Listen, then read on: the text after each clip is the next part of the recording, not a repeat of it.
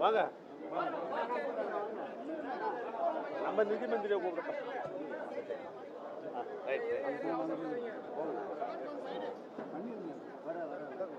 பத்திரிகை நண்பர்களுக்கு மீண்டும் என்னுடைய வணக்கத்தை தெரிவிச்சுக்கிறேன். முழுமையாக பார்க்கும்போது இந்த பட்ஜெட் எப்படி இருக்குன்னா, இந்த அரசு அமைஞ்சு கிட்டத்தட்ட 100 நாட்கள் ஆயிடுச்சு. 100 நாட்களில் இந்த அரசுடைய மார்க் அப்படின்னு யாரை கேட்டாலும் மிகப்பெரிய ஒரு 0 சொல்லுவாங்க, 0 அப்படின்வாங்க. அதே மாதிரி இந்த பட்ஜெட்டும் இன்னைக்கு மிகப்பெரிய ஒரு 0. நாங்களும் தொடர்ந்து கேட்டுகிட்டே இருந்தோம். என்னுடைய தலைவர் சொன்னார், நாங்களும் சட்டசபையில் பேச சொன்னோம், நிறைய தேர்தல் வாக்குறுதிகள் கொடுத்துருக்குறீங்க, அதை உடனடியாக உங்களால் செய்ய முடியாது, ஆனால் எப்போ செய்ய போகிறீங்க அப்படின்னு ஒரு டைம் டேபிள் சொல்லுங்கள், ஒரு ரோடு மேப் கொடுங்க அப்படின்னு தொடர்ந்து கேட்டுக்கிட்டே இருந்தோம். அந்த வாக்குறுதிகள்லாம் எப்போ நிறைவேற்றுவீங்கன்னு தொடர்ந்து இந்த அரசியத்தை கேட்டுக்கிட்டே இருந்தோம். இந்த பட்ஜெட் பற்றி பார்த்தீங்கன்னா, எங்களுடைய திராவிட மாடல் அரசு, எங்களுடைய தலைவர் கடந்த ஆட்சியில் என்னென்ன திட்டங்கள்லாம் கொண்டு வந்தாங்களோ அதற்கு மேலாம் ஒரு ஸ்டிக்கரை ஒட்டியிருக்கிறாங்க. ஆட்சிக்கு வரும்போது மாற்றம் மாற்றம் அப்படின்வாங்க. இப்போ என்ன மாற்றம் கேட்டிங்கன்னா, எல்லாத்துக்கும் பேர் மாற்றம் செஞ்சுருக்கிறாங்க. அனைத்து திட்டங்களையும் பெயரை மாற்றிருக்கிறாங்க. பட்ஜெட்டுக்கு முன்பு பொதுவாகவே எல்லா முதலமைச்சரும் அமைச்சர்களும் அதிகாரிகளை கூப்பிட்டு பேசுவாங்க. அதே மாதிரி இந்த அரசும் கடந்த 10 நாட்களாக முதலமைச்சர் எல்லா அதிகாரியும் கூப்பிட்டு ஆலோசனை செய்வது மாதிரி ஒரு ஃபோட்டோ ஷூட்லாம் நடத்தி அந்த புகைப்படங்கள்லாம் வந்தது.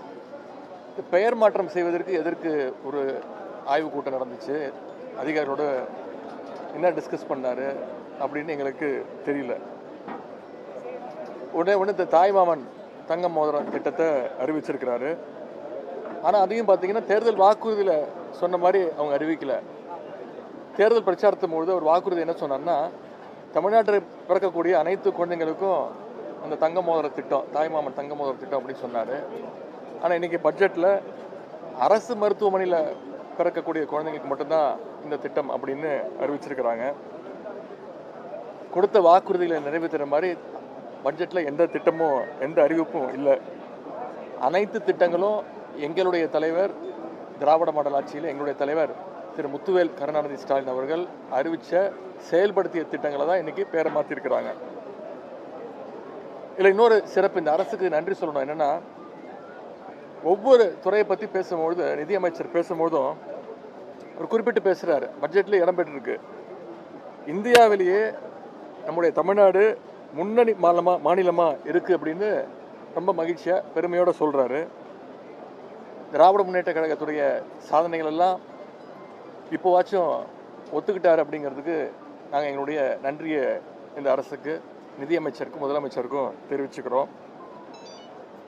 அதே மாதிரி அண்ணல் அம்பேத்கர் தொழில் முன்னோடிகள் திட்டம், அண்ணல் அம்பேத்கர் அயலக கல்வி உதவி திட்டம், அயோத்திதாசர் ஆதிதிராவிடர் வாழ்விட மேம்பாட்டு திட்டம், ஒலிம்பிக் சிறப்பு மையங்கள்னு எல்லாமே எங்களுடைய திராவிட மாடல் அரசில் செயல்படுத்தப்பட்ட திட்டங்கள் தான். வெறும் பேரை மட்டும், அவங்களுடைய கட்சி பேரை வெற்றி வெற்றின்னு எல்லா திட்டத்துக்கு மேலேயும் ஸ்டிக்கர் ஒட்டியிருக்கிறாங்க.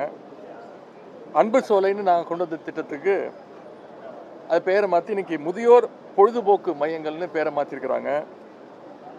நாங்கள் எங்களுடைய தலைவர் ஆட்சியில் கொடுக்கப்பட்ட லேப்டாப் திட்டம் உங்களுக்கு தெரியும், உலகம் உங்கள் கையில் அப்படின்னு அந்த திட்டத்துக்கு எங்கள் தலைவர் பேர் வச்சு கடந்த ஆண்டு 20,000 லேப்டாப் 20 லட்சம் அறிவித்தோம், 10 லட்சம் மாணவர்களுக்கு கொடுத்தோம். அதை இன்னைக்கு பேரை மாற்றி வெற்றி மடிக்கணினி திட்டம் அப்படின்னு பேர் வச்சிருக்கிறாங்க. கலைஞர் கனவு இல்ல திட்டம், அதோட பேரை மாற்றி வெற்றி வீடு திட்டம் அப்படின்னு பேரை மாற்றி வச்சிருக்கிறாங்க. அதே மாதிரி மாடல் ஸ்கூல்ஸு, அது தகைசால் பள்ளிகள், அதோட பேரை மாற்றிருக்கிறாங்க. முதல்வர் படைப்பகங்கள் எங்களுடைய ஆட்சியில் கொண்டு வந்த திட்டம், அதை இன்றைக்கி டிஜிட்டல் நூலகம் அப்படின்னு பேர் மாற்றிருக்கிறாங்க. அதுக்கும் பார்த்தீங்கன்னா வெறும் 10 கோடி ரூபாய் தான் நிதி ஒதுக்கீடு செய்யப்பட்டிருக்கு. எங்களுடைய ஆட்சியில் கொண்டு வரப்பட்ட நன்னிலம் திட்டம், அதற்கு பேரை மாற்றி இன்னைக்கு மண்ணின் மகள் திட்டம் அப்படின்னு பேரை மாற்றிருக்கிறாங்க. தேர்தலுக்கு முன்னாடி எங்களுடைய தலைவர் தலைமையிலான அரசு தாக்கல் செஞ்ச பட்ஜெட்டில் கல்வி, சுகாதாரம், தொழில் வளர்ச்சி, இப்படி பல்வேறு சமூக நலத்திட்டங்கள்னு இருந்துச்சு. ஒவ்வொரு ஆண்டும் கல்வித்துறைக்கான ஒதுக்கீடு எங்களுடைய ஆட்சியில், திராவிட மாடல் ஆட்சியில் பார்த்தீங்கன்னா கடைசியாக தாக்கல் செய்த பட்ஜெட்டு 48,500 கோடி ரூபாய் கல்விக்கு எங்களுடைய தலைவர் ஒதுக்கியிருந்தாங்க. இப்போ அதை குறைச்சி, முதல் முறையாக குறைச்சி 44,500 கோடி ரூபாய் தான் இந்த முறை ஒதுக்கியிருக்கிறாங்க.